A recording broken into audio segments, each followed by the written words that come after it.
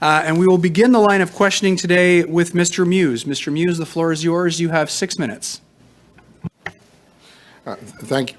Excuse me. Thank you, Chair, and thank you to the witnesses, including Ms. Perry, who obviously we won't have for the question period, but thank you for your testimony at the outset. So the focus of this study, of course, is on intercity buses, and I'm thinking back to my university days, which was only a couple of years ago. And there was a great bus line that operated from Hamilton to Kitchener-Waterloo that I took, and it actually still it would follow Highway 8 along all the rural communities in my constituency, from Greensville to Peters Corners, where I usually caught it. And if I missed that, I'd get it in Rockton or Sheffield, went on into Cambridge, Kitchener, and Waterloo, and it was very popular. And it ran a few times a day because it was often full. It was profitable, and it connected all of those communities. And Dr. Breen, you talked about this in your testimony. And so I'm wondering, given your expertise, is it possible to quantify, or even if it's a range, the number of these types of intercity routes that might exist in Canada? So I'll try and answer that as best I can. It's hard. It's a hard thing to quantify because of what Professor Perry mentioned, in that there's a lot of instability in the existing transit systems, particularly those smaller ones. They pop up, they disappear, particularly in rural areas. They lack profitability, and so we see the startup and the disappearance and that type of thing. As I mentioned, we looked for, found, and mapped over 100 examples of rural transit systems, including those intercommunity transit systems.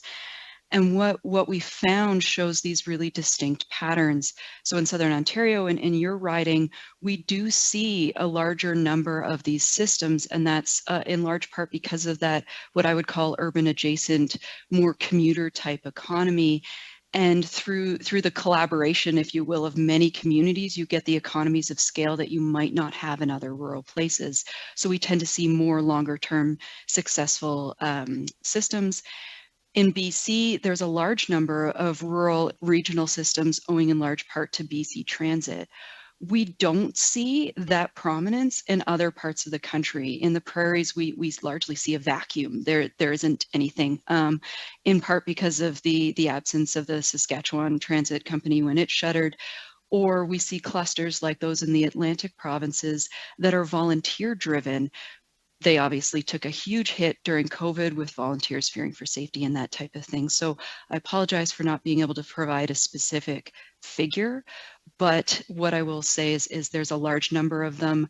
They ebb and flow, but the stability we see is in Southern Ontario and British Columbia because, one, due to population, and two, due to this stable BC transit system that we have in British Columbia. Sure. Thank you. Appreciate that. Because I think obviously this is a model we would want to replicate, and we did hear in November from a Saskatchewan bus company, privately operated, that similarly was a success story. And so obviously we want to encourage private operators that can offer this service, and they were expanding throughout the province of Saskatchewan. But they talked about the myriad of costs that they had to deal with in terms of licensing, insurance, obviously fuel, capital. And so, some of those things, of course, are provincial in nature. Are there any federal barriers that we can cut in terms of whether it be red tape or regulation or taxes that can help encourage the development of these sorts of bus lines? Certainly. So as I mentioned in my presentation, it was great to see the federal funding that was rural specific and offering opportunities for rural transit systems, and that's much appreciated.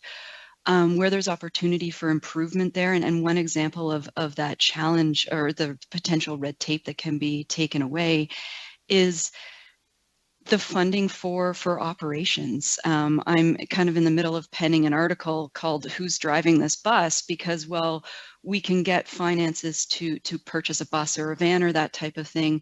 There's very little money, no funding available to actually help with operators, and the distances and number of people for ridership make that the riders paying, either they're paying so much that it becomes unusable, or it's just not financially viable from a traditional perspective. So that's one piece. If I could just interrupt there for a second, sorry, just because I've got a couple minutes left, because I wanted to actually ask on that point in terms of operational costs, obviously versus capital costs. And, you know, I mean, certainly my view is there are successful models. Should this not be a user pay system? And so why should the federal government be responsible to help with operational costs? And maybe just in the time that's remaining, if you could, because you did in your testimony talk about on demand. So how would that compare to on demand? I mean, I could take an Uber instead of a bus. Obviously, that's more pricey. So where's the sweet spot there? The sweet spot would be place dependent. It's 100% depending on the locale, and so we see in those examples that are successful, they cater very specifically to the local travel patterns and the regional travel patterns. So there is no single answer to that. And in terms of the user pay private model, the basic answer to that is that in rural places, the distances and dispersed population mean that a traditional return on investment model are very unlikely to be profitable. And if they are profitable, they're going to be profitable because they are catering to people who can afford to pay it, which completely excludes those people that are, you know, low income or face other disabilities or barriers to access. And so there's a real, and as I mentioned, there's a need to consider the very real benefits that those transit systems bring, but aren't easily calculated into return on investment. Thank you very much, Dr. Breen, and thank you, Mr. Muys.